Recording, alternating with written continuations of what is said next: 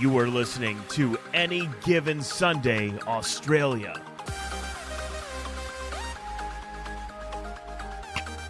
Yes, hello and welcome to the Any Given Sunday Australia podcast, the number one podcast in at least three households, one studio, American Football Australia head office, NFL Australia head office, ABC Studios, worldwide, Danny boy. We are trending.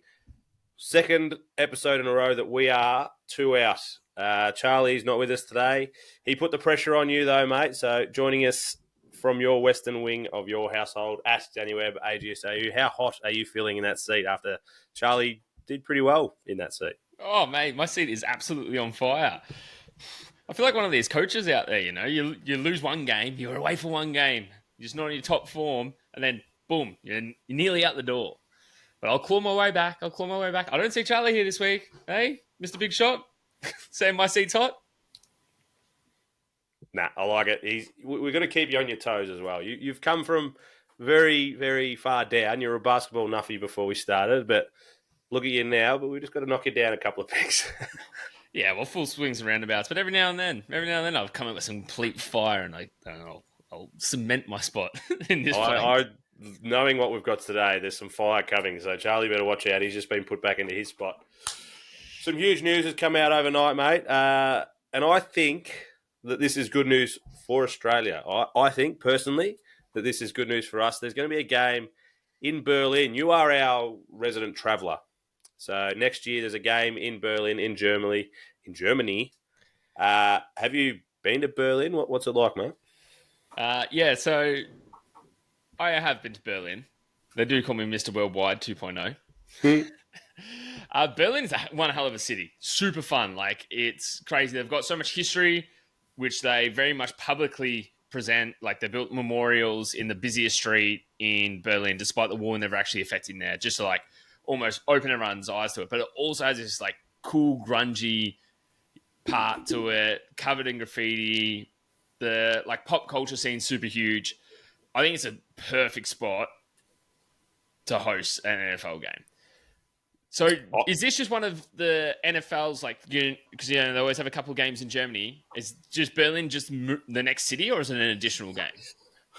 That's a great point. I don't think they've come out with the details yet. Whether it's moving, it was Munich, wasn't it? So whether it's moving from there to Berlin, I'm not sure, but it's just a part of the growth that is the NFL international game. So that's why I think it's good for Australia. The fact that it is moving to different parts, Ireland's been thrown up there. I reckon that'll be the next one.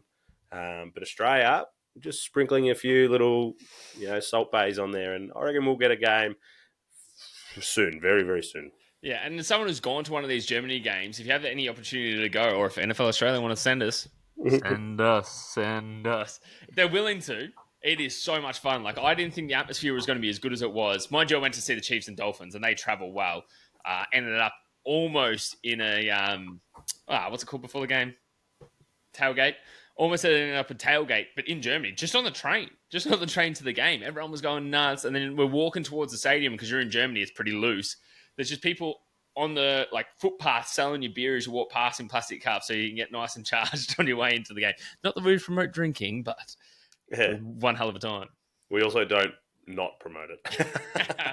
How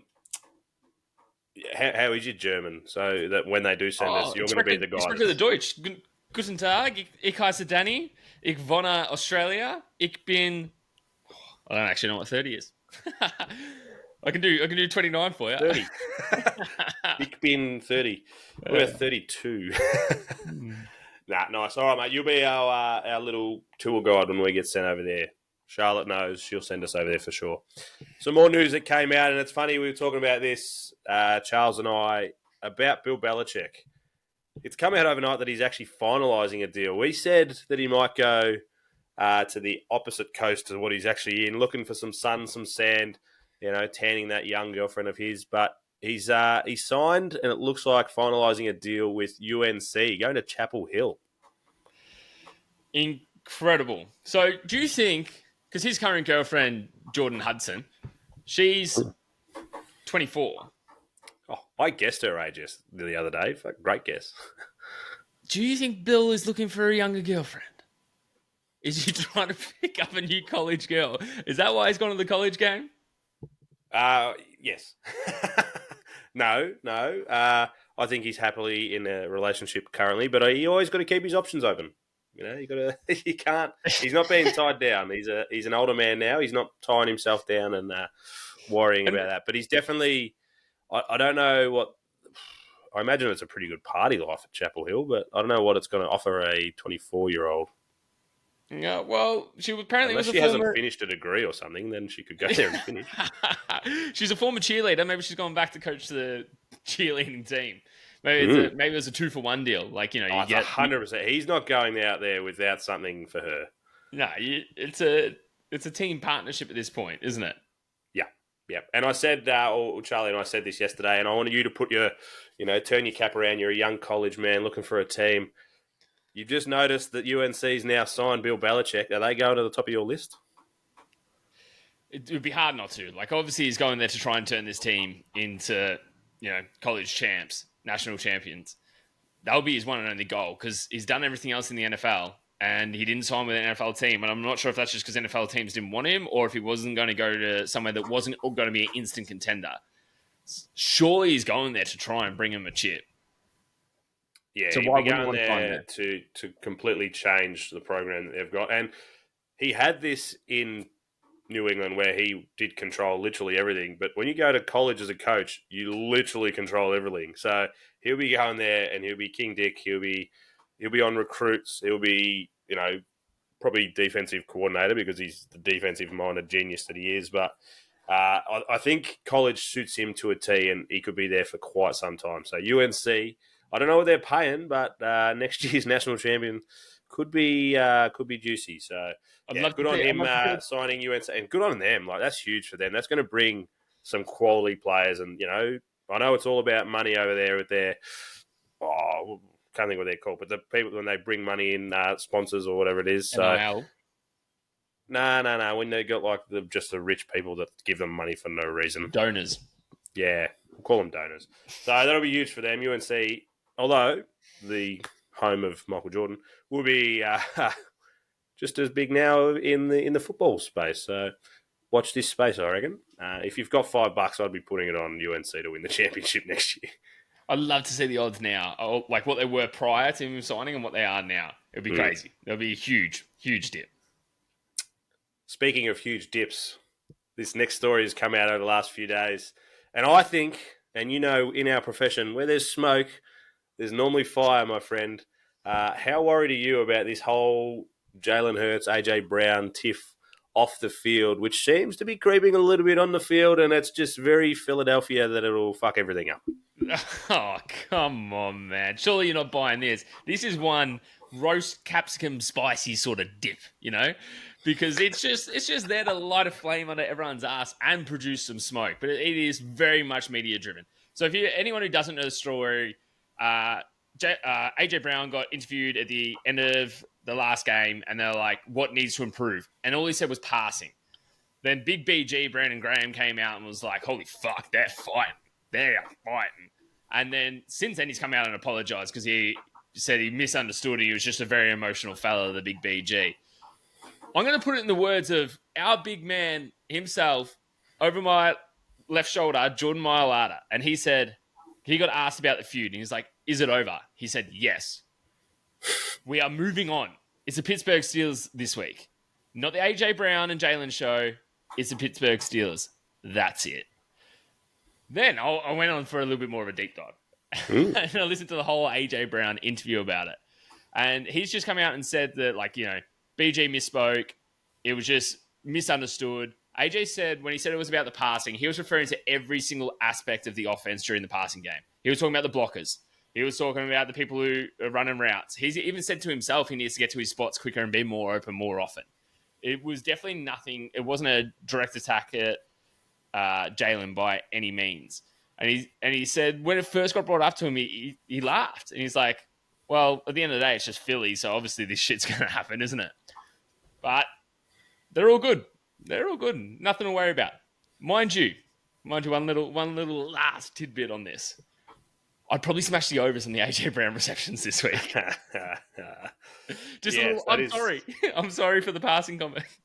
It's not a stupid point. It is definitely not a stupid. I reckon this has happened before. Last year, early on, AJ Brown had just said, like, I'm open. I'm always open. You know, that confidence that they exude. And then the next week he had like 11 touches of the ball. So I'd be looking at those overs as well. I don't know. I like to. You said it's media driven. Turns out Danny Boy wear media. So, and I don't know if you've heard lately, we're actually NFL media accredited, so we can actually say this kind of stuff. And I think there is smoke and fire. So, who are you playing this week? I'm putting money on them.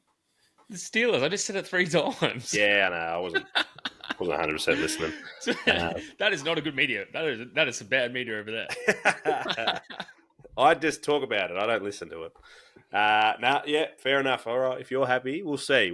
I'll definitely look at that AJ Brown receptions and yards. He always gets big chunk yards. Like I did see, he missed a couple of games injured, but yards per game, he's actually 5th in the league. So I don't know what he's talking about. He wasn't talking about him. The whole offense, brother. Listen to the media. Nah. My media, not that media. Not Philly's media. Man, Philly's fucked. And that's why we love them. Who's second in your division? Washington. Put money on them. Get fucked. There is some games, including Washington, in this mix this week, Danny Boy, that are going to be huge for playoff implications. Now, there's too many to actually deep dive into what's going to happen with who, but I'm just going to quickly go through the games, and I want you to pick who's going to win, and that's going to have an outcome on the playoffs. I think a few of these teams can be solidified. Some can actually miss out through this week. So it's a big week of games. We've only got 3 weeks to go after this, which is crazy to think about. We're only 2 weeks from Christmas. Like, I've got me tree up over my left shoulder, the Christmas Green Bay Packers tree, so we're good to go. All right, so you've actually named this little segment, which we might have to actually keep doing. What have you called it? The quick pick 6. So we've got 6 games. Correct. We've got 6 games. I'm going to read them out, and you're just going to pick them off the top of your head. Who's actually going to win? Are you ready? Hit me. Rams at Niners. So I know we said quick, but just quickly on this is actually my any given Sunday pick of the week. The Rams are underdogs, and I'm taking them in San Fran. 49ers just aren't there. Packers at Seahawks. Packers. Commanders at Saints. Commanders. That's no good for you. Dolphins at Texans. Texans. Colts at Broncos. Give me the Bo Nix baby Broncos. Bucks at Chargers. Ooh, Chargers. Chargers. Ooh. I'm going to go into that one a little bit. I reckon that could be an absolute cracking game. The Chargers kept Mahomes to, I think it was 19 or 20 points. Not a bucket load of yards. They have the best point differential as a defense, but the Bucks can sling it. So I'm intrigued about this game and whether Baker can come out. He loves these kind of games where he's the underdog, I believe. He's meant to be the underdog. I wouldn't be surprised if we see a Tampa Bay flag stuck in the middle of the lightning bolt in the middle of SoFi. It'll be huge. Like, to be fair, I did flirt about this for my any given Sunday pick of the week, but then as the quick pick 6, you just don't really have a choice. You just got to go, don't you? You do. You really do. That's the idea of it. We might actually roll it into next week and then straight into playoffs. I like that too. So I've just quickly thrown it in a multi as well. If you do go for my quick pick 6, it's actually paying $11. Oh, juicy. Is there any outsiders? You've gone the Rams. Yeah, well, the Rams are the only outsiders. Otherwise, I pick the favourites, like the little coward I am. But $11, 6 legs. Yeah, I'd take it. Do you fold it or do you just go straight out? Nah, just straight. Just straight out. Straight. Low stake, but hit it straight. Put 100 on it. Anyway. All right, mate. We've got a couple of real juicy games that we haven't put into that quick pick 6. These are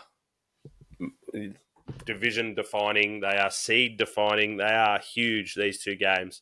They're both Monday morning our time, so worth getting up early for if you do love these teams or just a lover of the game. The 10-3 Bills at the 12-1 Lions.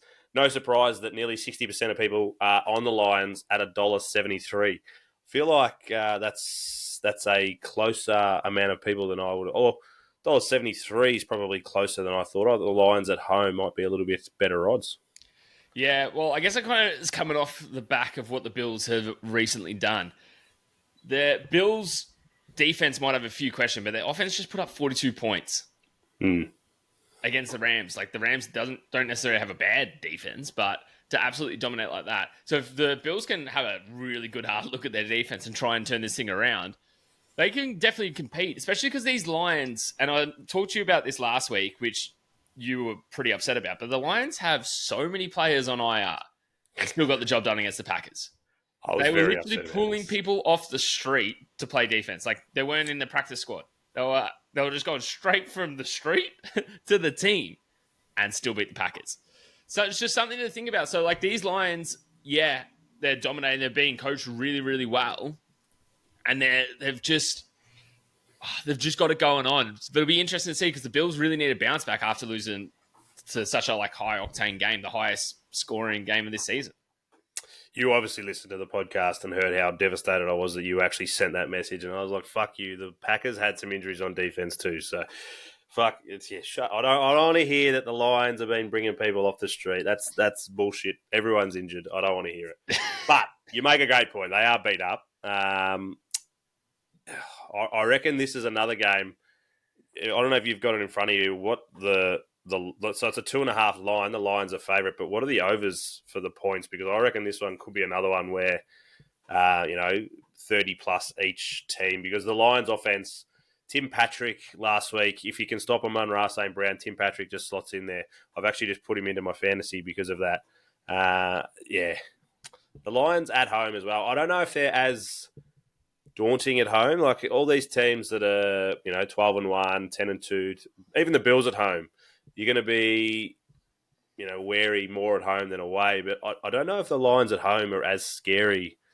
They're just kind of scary everywhere. Maybe they got a big raw. Yeah, so 54.5 you've just put in our little group.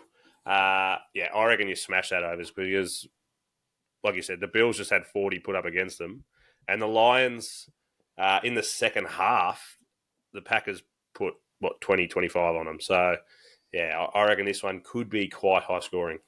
The thing, like I said right at the very start, the Bills really need to fix their defense because this defense is going to have to defend on all four downs. So Dan Campbell loves going for it. ACDC loves going for it. So they went for it 5 times against the Packers and got 4 out of 5 of them. And scored on all 4 of those. Not directly, but in those plays. In those drives. Yeah.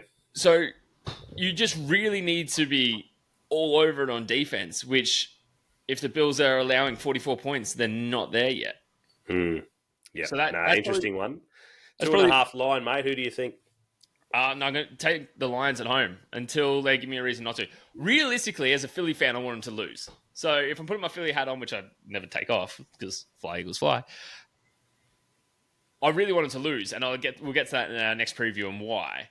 But I don't think with what happened last week with the Bills, I just think the Lions probably just have a little bit more in them right now. Yeah. I'm actually going to go the other way and say the Bills, they're going to be so hungry, like you said, coming off that loss, but also just needing to stay in touch for that number 1 seed. It's probably a good thing we don't have Charlie on today because this will be a 25-minute segment in itself. The Bills need this win. So I just feel like the Lions, they're just due. They've had a little bit of luck lately. The Bears, they definitely had some luck. They had a great first half, not a great second half against the Packers. So I reckon they're due for one, and it's not a bad thing if they do drop one. They've got a bit of breathing room at the top. I know your Eagles are right behind them, but I think they still stay in front of you. Is that right? I'm going to say yes. Strength of schedule. It's the only thing I'm going with. So, yeah, I reckon they're due to drop one. So I'm going to take the Bills. I reckon head-to-head. It'll be over $2. So, or $1.90 odd. So, yeah, Bills are looking, they'll be hungry. They'll be hungry for sure. But the last game, like you said, we are going to touch on is the Steelers 10-3 against your 11-2 Eagles at home. One of the teams that I was mentioning that I think is more dangerous at home than they are away is your Eagles. They have a -5.5 they're favoured by. Against a bloody good defense in the Steelers. 61% of people, though, are backing your Eagles at $1.40. Oof. So there's plenty of reason for that, but the main one is Steelers have not won a game in Philly since 1965. We're talking 60 years. 59. What'd you say? 59. Oh, Yeah. Whatever, mate. Eagles are firing on all cylinders. Yes, there was so much smoke, but no fire in the locker room. I think they're going to go out there with even more continuity now, being like, hey, look at what the media's saying about us. Let's prove them wrong. And let's get AJ Brown a bunch of receptions, which we'll make a bunch of money on, which would be sick. Also, on top of that, Barkley for MVP. Barkley for MVP. That's it. That's all I've got to say about this game. Yeah. I'm going to throw something to you, though. You nearly lost to the Panthers. Let's give a little bit of You credit. just said Eagles firing on all cylinders. You nearly lost to the Panthers, who are what? 2-11, 2-12? To be fair, Don't be too fair, mate. You fucking nearly lost to the Panthers. Bryce Young and Adam Thielen have actually got this connection now. It's weird. Bryce Young stepped up. You got to give him credit. In the past couple of games, he's actually started to play better. Since they benched him and brought him back, he's turned it around. And he's actually doing some things, which is always good. We love to see players doing things, you know. And also, as AJ Brown said, we need to fix up our passing plays. Everything that goes with the passing play. The blocking needs to be better. The routes need to be better. And Jalen Hurts does need to throw a little bit better. We've got that two-head running beast. Yes, the Steelers have a relatively good rushing defense, but it's not elite. It's not elite. And you got Barkley and Hurts, who ran for 60 yards and a touchdown. He's got the highest rushing touchdowns than anyone in the league right now. Yes, that has a little bit to do with the tush-push or the brotherly shove, as us Philly fans like to call it. Yes, that has a little bit to do with that, but I rate this Steelers team, and I think they've shocked a lot of us, including me, because I thought Russell Wilson was pretty washed. And even when they're bringing him back instead of Justin Fields, I was like, Justin Fields is actually playing all right, so do you do it? And since he's come in, he's played pretty damn well. So I do actually rate the Steelers team. I just don't think they've got necessarily the best matchup against Philly. And the past 59 years have proven that. Pittsburgh are fourth against the rush. I said not elite. It's top five, not elite. But that's also averaged across the past year. Last game, they let a fair bit go to Nick Chubb. Yeah. Nick Chubb versus Saquon Barkley, I feel like we're in two different spots. Nick Chubb versus Jalen Hurts, I feel like we're almost in a different spot.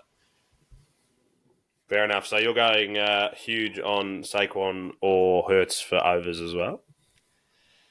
I reckon I'm going to sprinkle a little bit on Barkley rushing and receiving. Because if the rush defense actually does start becoming elite, we're going to be looking for a few checkdowns, a few, play action plays, and just a little bit of this, little bit of that, and I reckon there'll be a few dinks and dumps. They are 16th against the pass, so I'd be going against the pass more than I'd be going against the rush for those Steelers. That's why we said AJ Brown on the overs, baby. The other I reckon the Steelers all year have been not almost forgotten about. Just the team that the Ravens are going to take out the AFC North. Jesus, they've just been put in the background all year, and I think they love that secretly because everyone's just kind of forgetting about them and the fact that they have two quarterbacks and TJ Watt's their only defender, but I reckon they are a sneaky chance, and they'd be paying well over $2 too in this group. Well, yeah, they're currently 2 games behind, and the Ravens have the Giants this week, which should definitely be a tick in their box. So if Pittsburgh lose, Ravens win, then it's only one game, and it's going to be a nice battle all the way out to the end. One to throw at you, just to finish off. You're obviously going the Eagles. I'm obviously going to go with the Steelers just to say fuck you. Yeah, because why not? Thoughts on the Ravens missing the playoffs? They're 8-5 currently. Just hear me out. I know they've got an easy game this week, so you're thinking they're going 9-5. They'll be pretty close from there. They're 8-5, but they're only 2 games out of missing the playoffs. So either missing or finish 7th seed, which even if they finish the 7th seed, whoever that just makes that number one seed even more juicy in the AFC side because it's either going to be Buffalo or Kansas. You don't really want to run into a Ravens team that struggled a little bit more than what people have thought, but they're still fucking elite. So I go with my first question. Thoughts on them missing the playoffs? A lot of this is going to come down to like tie breaks and stuff, isn't it? Because they're realistically at the moment competing against the Chargers, which I think they've won the tie break against the Chargers on the head to head and win percentage. But to miss though, they're going to be. It's the Colts there. The Colts and Miami, they're 6-7, so they're 2 games behind. But yeah, what do you reckon? They've got to finish. They've got the Giants, Steelers, Texans, Browns, and realistically, they're probably going 2-2 on that, which gets them 10-7, which means they're making the playoffs. Yeah, so the other teams have to win out from there. All right, so let's say they finish the 7th seed. Kind of puts a lot of pressure on. Well, Buffalo this week, really. It all starts this week. 100%. As the second seed, the one team I wouldn't want to be playing in that bottom section of the teams that we're talking about now, out of the Chargers, Broncos, Colts, Miami, the one team I don't want to be playing is the Ravens. Yeah. So if the Ravens fall to that 7th seed, that number 1 seed is all that more important. Yes, Lamar Jackson disappears in playoffs, and everyone knows that. But what more fuel does he need than everyone saying that? He'll just listen to all the media and then go out and probably dominate and prove us all wrong. He does have King Henry in the background. Never had King Henry before, and now he does. Yeah. I just think fuck, that'd be huge if they did drop a couple. Like the Browns. The Browns, they would love to come out and beat them in the last game and really fuck their season, wouldn't they? Yeah. And those, like, interdivisional games that we always talk about. It'll be a 2-point margin for sure. And the Browns being eliminated as well will have everything to play for. Yeah, absolutely. Nice. All right, mate. Huge weekend ahead. It's a weird one that looks kind of easy, which always means it's going to be very hard. So just a little tidbit, always go with the inside of the line in these kind of rounds because it just feels like everyone should blow everyone out. That means no one's going to blow anyone away. So always bet at the line in this game, I reckon. Good luck to Philly. That's not till Monday. My Packers have got the Seahawks. That's pretty well home, I would imagine. I picked him in the quick pick 6. I know, that's saying a lot. That is huge for you. You normally just say fuck me, so I love it. All right, mate. Have yourself a great weekend, and we'll see you Monday for a review. Go football.